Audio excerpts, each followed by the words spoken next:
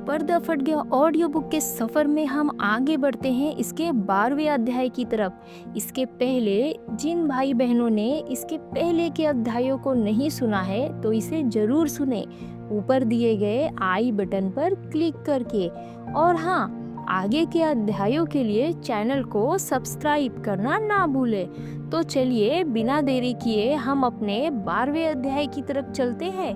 अध्याय 12, प्रलोभक। अब जब याद करती हूँ तो यह लगता है अनीस दीदी के घर मैं बहुत खुश थी। मुझे अपने परिवार में शामिल करके वे बड़े प्रेम और आदर भाव से मेरी देखभाल कर रहे थे। उनके घर में 3 नौकरानियाँ, एक मुंशी, रसोइया, माली और ड्राइवर थे। मुझे कोई काम करने की जरूरत नहीं थी, केवल दीदी के बच्चों को कहानियाँ सुनाना ही मेरा काम था। जब मैं छोटी थी तब इनकी माँ मुझे कहानियाँ सुनाया करती थी, अब मैं इन्हें सुना रही थी। नौकरों से मुझे अधिक सहानुभूति होने लगी, क्योंकि अब मैं काम करने का महत्व जानती थी। उनके द्वारा मेरे लिए किए गए हर काम का उन्हें शुक्रिया अदा करती। मैं और दीदी मिलकर दिन में 2 या 3 घंटे उर्दू बाइबल पढ़ते। दीदी बोली, यह किताब कुरान के मुकाबले कितनी आसानी से समझ आती है और मुझे कितना धीरज बंधाती है, बता नहीं सकती। मैंने कहा, दीदी यह वास्तविकता है, यह हमारे स्वर्ग में निवास करने वाले पिता परमेश्वर के वचन है। तुम्हारे मन की सभी बातों के लिए इसमें वचन लिखा है, चाहे तुम खुश या दुखी हो। मुख्य यह बात जानना है कि तुम्हारे पाप माफ हो गए हैं और उसके बाद यीशु के साथ प्रतिदिन चलना। अनीस बोली, हाँ, जब कभी हम बाइबल की बात करते हैं तो हमेशा यीशु की निटकता का आभास होता है। जब 2 या 3 लोग मेरे नाम पर एकत्रित होंगे तब मैं उनके साथ रहूंगा। मत्ती अध्याय 12 वचन 20। यह आयत मैंने उन्हें दिखाया।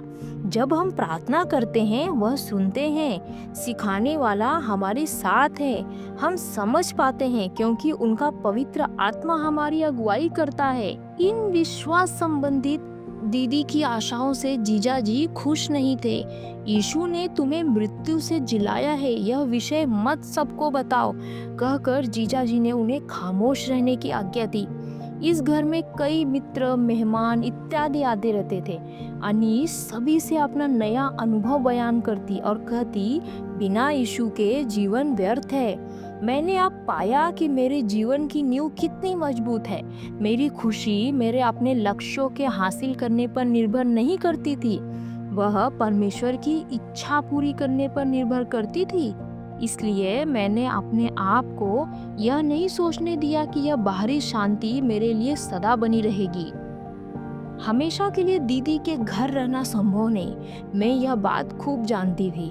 नवंबर में जीजाजी को काम के सिलसिले में लाहौर जाना पड़ा। वे बस का व्यापार करते थे।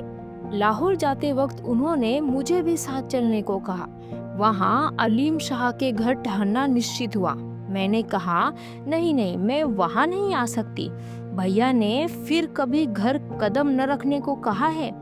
अनीश बोली, अलीम शाह को यदि नहीं चाहिए तो ना सही, परंतु हमें तुम्हारी जरूरत है। तुम्हारे खातिर हम बाहर कोई घर किराए पर ले लेंगे। आखिरकार किसी प्रकार वे मुझे लाहौर ले गए।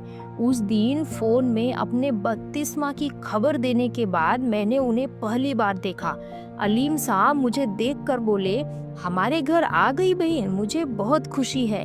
मेरे लिए एक अलग कमरा और एक नौकरानी का इंतजाम किया गया।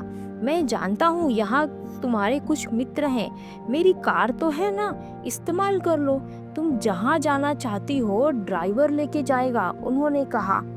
इन प्यार भरी बातों से मुझे आश्चर्य हुआ। मुझे ऐसे अभिवादन की अपेक्षा नहीं थी।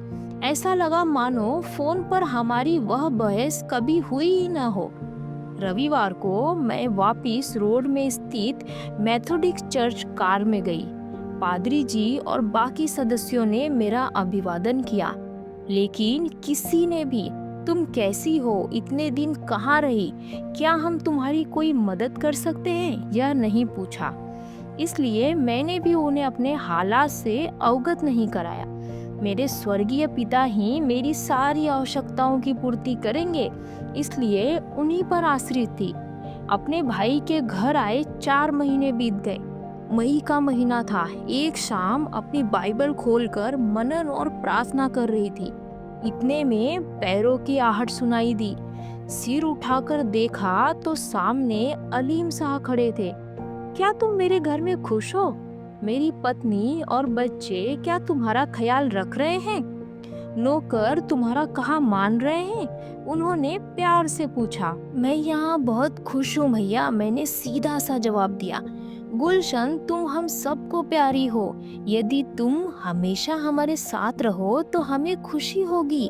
यहाँ से 5 मील की दूरी पर हम तुम्हारे लिए एक कोठी बनाने वाले हैं। तुम्हें हमारे साथ यात्रा पर आने के लिए आमंत्रित कर रहे हैं। अगले महीने हम मक्का मदीना जा रहे हैं, तुम आओगी? यदि मेरा नमन करो तो यह सब तुम्हें दूंगा। मत्ती अध्याय 4 का वचन 8 और 9 में लिखी यह घटना मुझे याद आई। वह मुझे प्रलोभन दे रहे थे। आपके साथ आने में मुझे कोई आपत्ति नहीं, परंतु ऐसी यात्राएं मेरा विश्वास नहीं बदल सकती। उन्होंने मेरे हाथ से बाइबल लेकर कहा, यह किताब मुझे दे दो और गिरजाघर जाना छोड़ दो। बस मैं यही चाहता हूँ। जो कुछ तुम मांगो मैं तुम्हें दूंगा। तेरा वचन मेरे पाँव के लिए दीपक और मेरे मार्ग के लिए उजियाला है। भजन संहिता 119 का वचन 105। यह परमेश्वर का वचन है भैया, जो मुझे अच्छे और बुरे का ज्ञान देता है। मैं यह किताब नहीं दे सकती, गिरजाघर जाना भी नहीं छोड़ सकती। यदि अब मैं यीशु को स्वीकार नहीं करूंगी तो जब वह वापस आएंगे तो मुझे भी स्वीकार नहीं करेंगे। मत्ती अध्याय 10 का वचन 32। अलीम साहब गुस्से से आग बबूला होकर बाइबल मेरी ओर फेंकते हुए बोले, कल तक मेरा घर छोड़कर चली जाओ, फिर कभी मेरा मुंह न देखना। जाल बिछाया गया, दाना डाला गया, परंतु शिकार बच निकला। उस रात मैं बहुत दुखी होकर सोई। भाभी, दीदी या जीजाजी कोई भी मुझे दिखाई नहीं दिए। सुबह होते ही नौकरानी मेरे कमरे में नाश्ता रखकर चली गई। 4-5 जोड़ी कपड़े जो दीदी ने दिए थे उन्हें बैग में डालकर दूसरे कमरे में रखी अपनी पेटी लेने में जा ही रही थी कि अचानक सफर साहब मेरे सामने आ खड़े हुए। संतोष से भैया कहना चाहती थी, लेकिन उनका क्रोधित चेहरा और हाथ में बंदूक देखकर एक भी शब्द मेरे मुंह से नहीं निकला। उन्होंने मेरा हाथ पकड़ा और मुझे खींचते हुए सीढ़ियों से नीचे घसीट कर लाए। घर की तहखाने की मंजिल के फर्श पर मुझे छोड़कर बिना हिले यहीं बैठी रहो कहकर अलीम शाह को आवाज दी। भय के कारण मेरा दिल जोरों से धड़कने लगा, पैर थर-थर कांप उठे। मेरे भाई सामने आकर बैठ गए। उनकी आंखों में खून दौड़ रहा था। सफरत शाह ने आलिम शाह को बंदूक देकर कहा, हमारे घर आए इस श्राप को हमेशा के लिए मिटा दो। अलीम साहब बंदूक की नली मेरे सिर पर रखकर बोले, तुम क्यों मरना चाहती हो? यह विश्वास त्याग दो कि यीशु परमेश्वर का पुत्र है और गिरजाघर जाना छोड़ दो। बस यही तो मैं चाहता हूँ। ऐसा करोगी तो मैं तुम पर बंदूक नहीं चलाऊंगा। मेरे प्रति प्यार और पिताजी का सिखाया धर्म मानो उन्हें दोनों ओर खींच रहा हो। अनकहा कष्ट उनके चेहरे पर स्पष्ट दिखाई पड़ रहा था।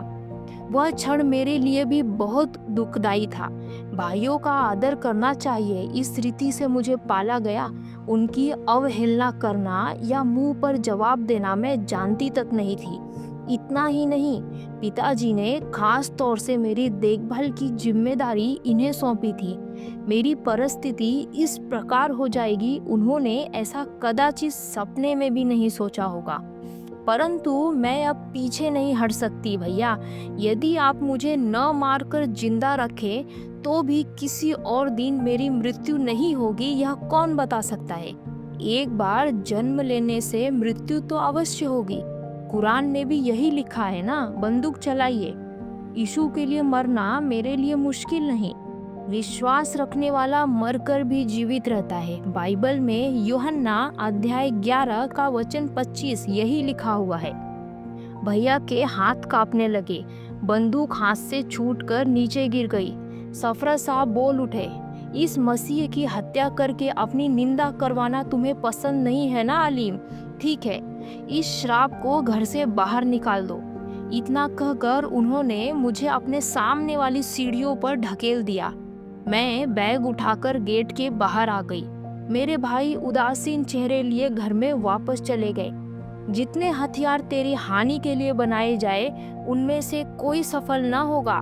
यशाया अध्याय 54 वचन 17। यह वचन मैं जानती थी, परंतु इस प्रकार अक्षरशः सही साबित होगा ऐसा मैंने कभी सोचा भी नहीं था।